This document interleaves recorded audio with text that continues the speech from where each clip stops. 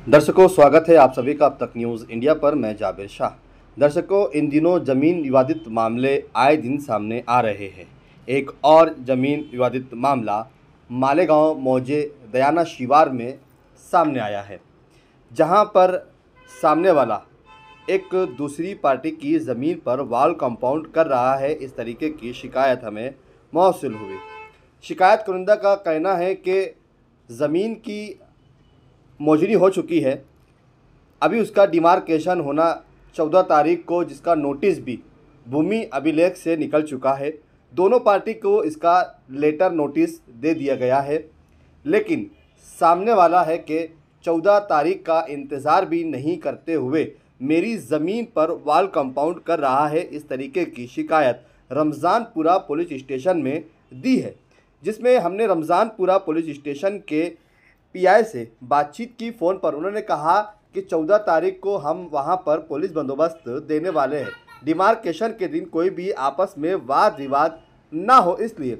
लेकिन पार्टी का कहना यह है कि 14 तारीख को डिमार्केशन हो जाने देना था, उसके बाद जिसकी ज़मीन जितनी थी वहां पर वो वॉल कंपाउंड कर सकते थे, लेकिन उसका इंतज़ार क्यों नहीं किया जा रहा? हाँ सर जी, क्या मामला है? मैं कैलाश राठी, मेरा 30 नंबर 1, 2, 3, 4 वो बेचे से एक लेआउट है जी। उसका मैंने मोजनी कुछ साइड के प्लॉट के लकड़ी चढ़ा थे, उसका मैंने मोजनी कर दिया। 14 तारीख को वो डिमार्केशन करने आने वाले हैं शनिवार को। ये मेरा पड़ोसी जो है अमीन, वो ज़बरदस्ती वो पोल लगाने की कोशिश कर रहा है, कंपाउंड कर रहा है जी। इलीगली कंपाउंड कर रहा है। उसको बोला भाई रुक जा, वो मोजनी वाले आएंगे, जब देंगे एक फुट तेरे इधर या एक पेड़ उधर कंपाउंड कर लेंगे, लेकिन जानबूझ के कंपाउंड करने आ गया सब। इसलिए मैं आपको चाहूँगा आप एक न्यूज़ आप कुछ ना कुछ करो इसका। अच्छा, आपने पुलिस को इसकी तकरार दी है? रमजान को बताया मैंने जी। तो बोले जब मोजनी है उस टाइम करेंगे अपन सब। अच्छा। हाँ। अच्छा, मोजनी हो गई है आपकी? मोजनी हो गई। अच्छा, कब हुई है ये? मोजनी 2 महीना हो गया। अच्छा। हाँ। अभी 14 तारीख को क्या होने वाला है? डिमार्केशन करने आने वाले हो। हाँ, उसका आपके पास कुछ है ऐसा कि 14 तारीख को? मेरे पास आए हुए 7 प्लॉट का मेरा आया हुआ उनका। 14 तारीख से 10 भी आने वाले हो। इसके बावजूद होने के बावजूद उसको मिल गई नोटिस है। हाँ। उसके बावजूद वो कंपाउंड कर रहा है। दर्शकों, देखना ये होगा कि कैलाश राठी की ओर से लगाए गए इल्ज़ामात कितने सही हैं।